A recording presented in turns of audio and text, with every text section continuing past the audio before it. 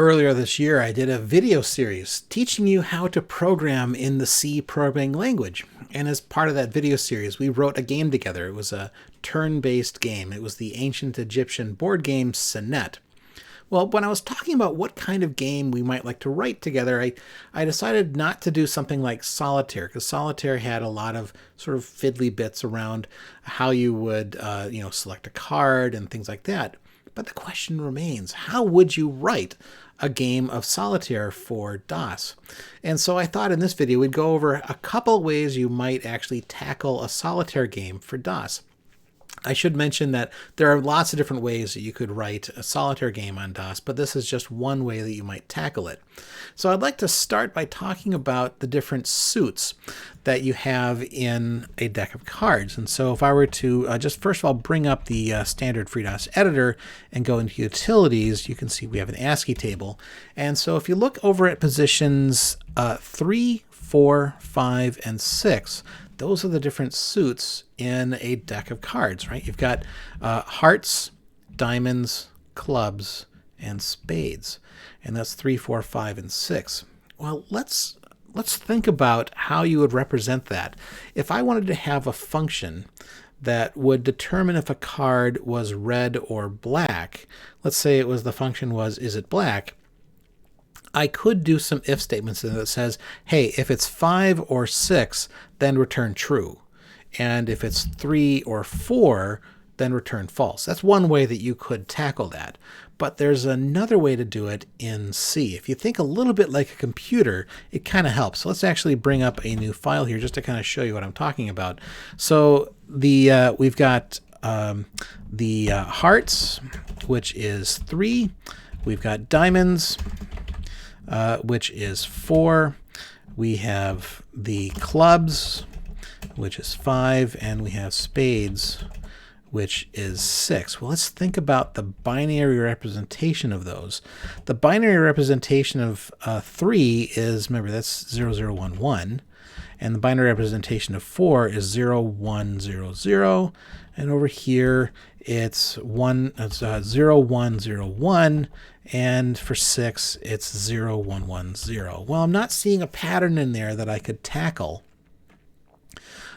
to easily determine if something was black or red. But if I were to back that up a little bit and say, hey, actually, hearts is 0, and diamonds is 1, and clubs is 2, and the spades is 3. Well, what's the binary pattern for that? Well, for 0, it's going to be all zeros. And for diamonds, or 1, it's going to be 0, 0, 0, 1. Clubs is going to be 0, 0, 1, 0, right? That's a binary value of 2. And the binary value of 3 is 0, 0, 1, 1. Oh, hey, I'm seeing a pattern there. And so if you notice clubs and spades, well, those are black suit cards. Both of those have a 1 in the 2 position, right? The second position over from the right. And the red cards have a 0 in that position. So in other words, that second position is really what is telling me if something is a black or a red card. And so if I were going to write a Solitaire game, I would probably think about it in terms of what kind of function I would write to determine if something is black or red. And that just means I'm going to do a little function that's going to look at that second value. Well, let's actually kind of write a simple program to kind of talk about how you would do that. So let's go ahead and exit out of this. I'm going to actually use my favorite editor for editing program files, and that is the Fed editor. So we'll start a new program here called Sol for Solitaire. And of course, I need to start with my include standard IO. We're going to do a little bit of random numbers here. So we're going to need to do some standard library. And we're going to need to initialize that. We're going to need to do a call to the time function. So we're going to need to include time.h. So let's talk about how to store our deck of cards. Well, one way to do that, sort of an obvious way to do that, is to create a structure. And so I'm going to create a type def that is a structure. And in that structure, I've got, I want to carry two things. I want to carry the value of the card, and I want to carry the suit. And so that's the end of my type def definition, and that is going to be called, we'll just call that card T, the type def for a card. And that's going to obviously just hold those two values.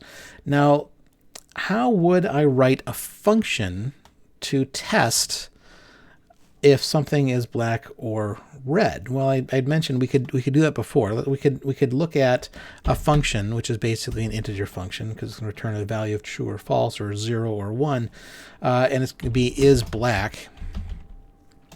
And it's going to be, in this case, we're going to pass it the value of a suit. So in this case, remember, it's going to be, let's put in a comment here. It's going to be hearts is going to be 0, or in another case, in other words, it's going to be binary 0, 0. The diamonds is going to be 1, or the binary value of 01. And clubs, it's going to be the value of 2, or the binary value of 10. Or I've got spades, which is the value of 3, or the binary value of 1. And so, in other words, I want to only test for, is this second bit a 1 or a 0. So if it's black, return the suit with a binary and on the number 2. And that's all I have to do. So it's gonna, what that's gonna do is it's gonna specifically take this second bit. It's gonna only look at that second bit, and if it's a 1, which means it's gonna be a clubs or a spades, it'll return a true value, which is what I want. Clubs and spades are both black suited cards. And if it's not a 1, it's going to be hearts and diamonds. Both of those are red suited cards, and so that'll give me a false value. So I know that that is not a black suited card.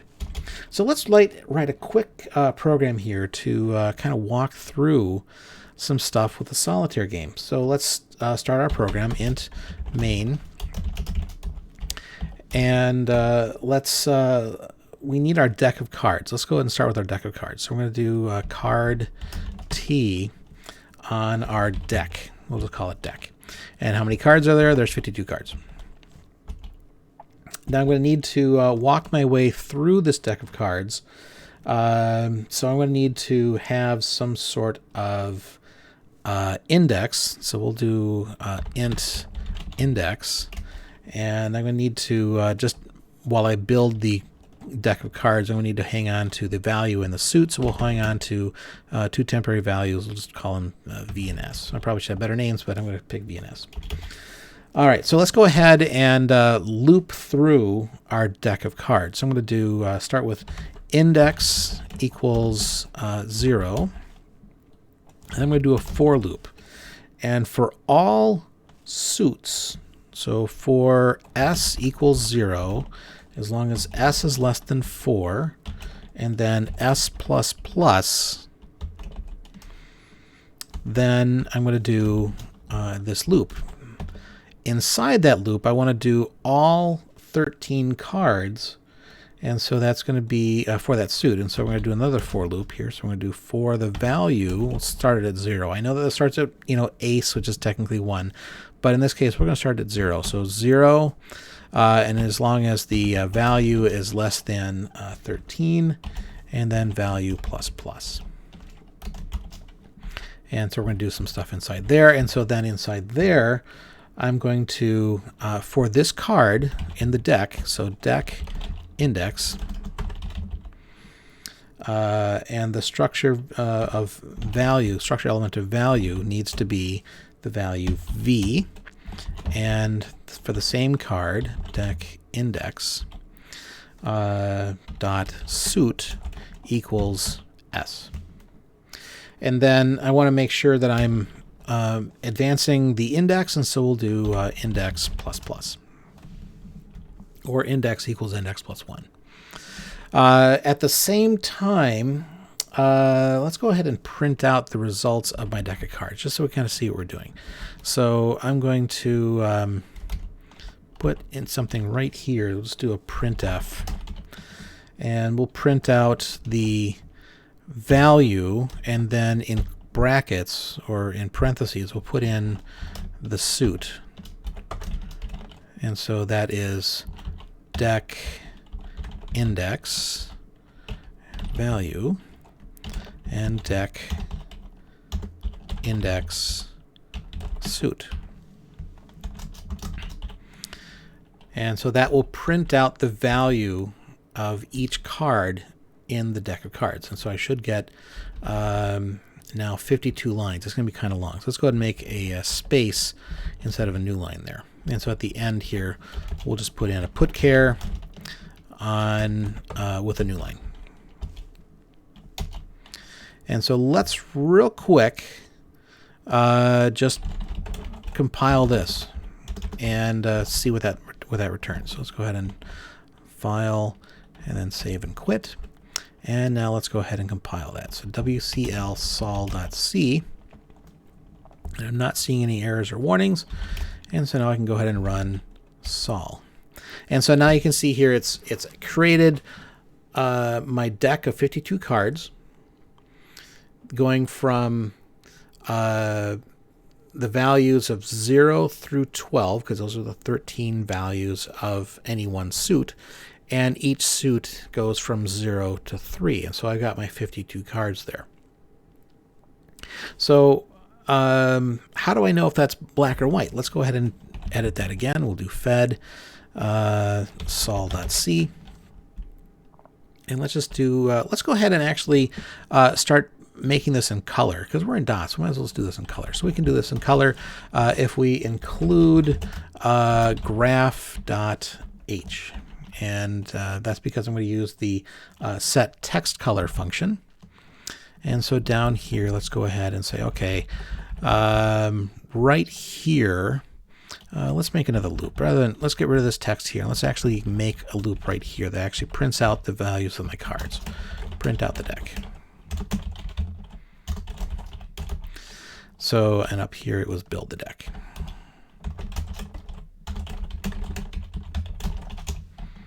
So let's go ahead and print out the value of the deck. So we're going to do a for loop here, and we're going to for index equals 0, and there are 52 cards, so index has to be less than 52, index plus plus, and inside there I'm going to do a call to the function if is black on that card, which is deck index suit. That's the suit for that card in the deck. And if that is true, basically it's not 0. That'll give me a return value there. I'm going to go ahead and use the function that will set the color, which is set text color. And if it's a black suited card, let's go ahead and set it to, let's set it to 7, which is the standard white. And otherwise, else, we'll go ahead and set that text color to red, and red is 4. And now instead of using printf, I'm going to need to use out text. So I'm going to need to create a small string up here. Let's go ahead and create a string. We'll do a char, and this is just a temporary string, so we'll say temp stir. And it doesn't need to be very long in this case. I'm just going to have a value and then a suit. I'm not going to do the brackets this time. We'll do this as, I only need 3 characters, so that's I need to have 4 if I need to have a null in the end. And let's go ahead and initialize that to, well, it doesn't actually need to be initialized. I'm going to write over it with a sprintf. And so then down here, let's go ahead and, oops. Now that I've set the color, let's do an sprintf to tempster. And in this case, we're going to do the value of the card and then a character. And what is the value of the card? That is deck index value. And now what is the suit? Well, you'd think you might kind of forget it's deck index suit is just 0 through 3, right? But I need this to be the ASCII value, which needs to be 3, 4, 5, or 6. So I'm just going to do that plus 3. And so that should put into tempster my value of the card plus the suit. And now I can print out using out text my tempster. And let's put a space on that, which means that my string now needs to be a little bit longer. Let's go ahead and just make it 6 characters long in case I want to play with it later. And now I should be able to run that. Let's go ahead and do file, save and quit, wcl, sol.c. And now if I run sol, you're seeing that I've got half my cards are all red and half of them are black suited cards. So all the ones that are hearts or diamonds are red, and all the ones that are clubs and spades are showing up as white. And so this is an easy way that you would show if something is black or white. Now let's actually shuffle that deck. Let's actually play with this a little bit. So let's go ahead and go back into fed sol.c. Let's go ahead and now randomize our deck. Now that we've built our deck and we've printed out the deck, let's go ahead and shuffle the deck. How would I shuffle a deck? Well, one way that you could shuffle a deck is, and I've mentioned this in a couple of forums, is you could put this in an array, which we have on anyway. It's our deck. And that array could have like an index on it, and then you could fill that index with random numbers, and then you could sort the array based on the random numbers, and that would give you a shuffled deck. That's one way to do it, but you've got a number of steps in there. You're generating random numbers, and then you're calling the qsort function, which is doing a lot of swapping around, and basically it has to make sure that that array, 52 element array, is fully sorted. Well, you don't really care about sorting it in this case. You really just want to swap around some values. And so in this case, we're going to shuffle the deck by walking through the deck and then just moving the cards, swapping the cards with a random value. So let's first of all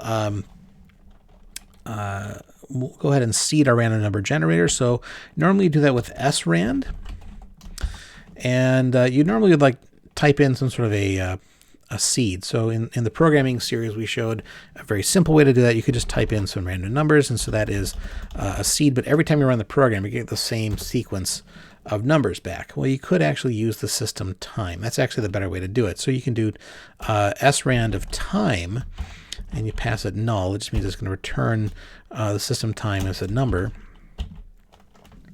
And that is now seeded our random number generator with the current time. Now, if you run this twice within the same second, you'll get the same set of numbers, but I'm going to assume in a very simple case that that's not going to happen. Let's go ahead and wander through our deck, though. So for index equals 0, index being less than 52, index plus plus, we're just walking our way through the deck. We're going to need to create a random value. So let's make we'll store this in a value called rand index. And then we'll do, it's going to be rand with the modulo of 52, and that'll give me a value between 0 and 51. We're going to make sure that that is an int when it comes back. And now at the top of the file, I need to have rand index. So now that I've generated that random index, how do I shuffle that? Well, I'm going to write a little function here called shuffle card. So we'll do shuffle card, and we'll give it the deck array, and we'll tell it what it's starting from, index, and the new place is supposed to go, random index, or rand index. And let's go ahead and write that function. So that function up here, we'll just put it up here.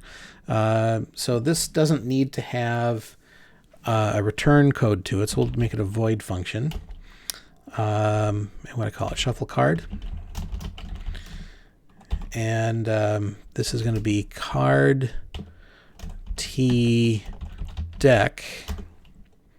Oops, a pointer to an array. And then we're going to have two indices on that deck. One is going to be, let's call it I, and the other one's going to be J.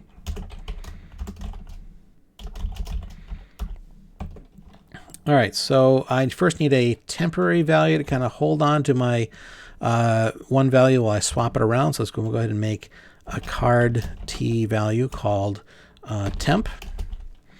And now we'll say temp is whatever is at the position I, so deck I, and then deck I is going to be whatever was in deck J,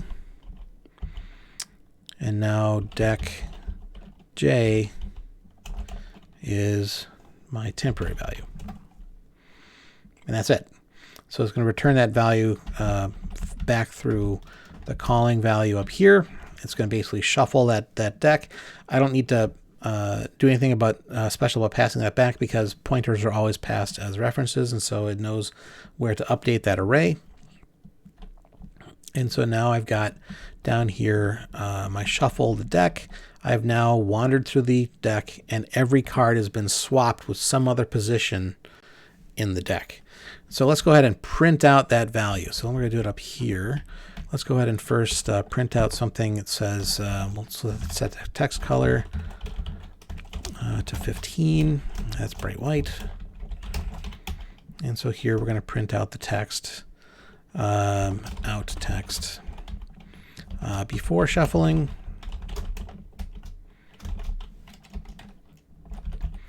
And now let's go ahead and take all of this, copy, and we'll put it down here. Print the deck. Paste. All right. And so this is after shuffling. And now it's going through the deck, and it's going to print out the values of everything. Let's also print out a, let's put a new line up there. And let's go ahead and run that program. So what are we doing here, first of all? What we've done is we've made a program that will build a deck, as I saw earlier. It's going to go through all the different suits and all the different values for each suit, and it's going to basically build a deck. Everything's going to be in order, and we know that because we have a little block of code right here that's going to print out the values of each position in the deck, 0 through 51. And then we're going to shuffle the deck by wandering our way through the deck, just iterating our way through the deck, and we're going to swap out each value with another value. And then we're going to print it out and see what we get. And so if I've done my coding right, we should see a completely shuffled deck when we're done. So let's go ahead and save and quit. And we're going to compile our program, sol.c. And I'm not seeing any errors or warnings, so let's go ahead and run sol. And so you can see up there, we've got before shuffling, everything is in order. And after shuffling, everything is in a random order. And if we were to run this program again, we're going to get a different ordering of our cards. So we know that we are actually able to shuffle a deck. And so this is a very simple way that you could write a solitaire game just by tracking the values and the suits And if you pay attention to the order of the suits, then you're able to work out, if you think like a computer, you're able to then work out a function that will tell you if it's red or if it's black. So on the Patreon channel, I'll go ahead and show a follow-up to this where you might do a couple more tweaks to this. But for right now, I think that's enough if you're trying to follow along with C programming, and that might help you write your own game. Before I go, I just wanted to thank everyone who supports me on Patreon. You really do make this channel happen. Some of you are sponsoring me at a higher level, and I want to thank you here. So thank you very much for that. And before I go, visit our website at freedos.org. Join us on Facebook, follow us on Twitter, and consider supporting me on Patreon. Thank you.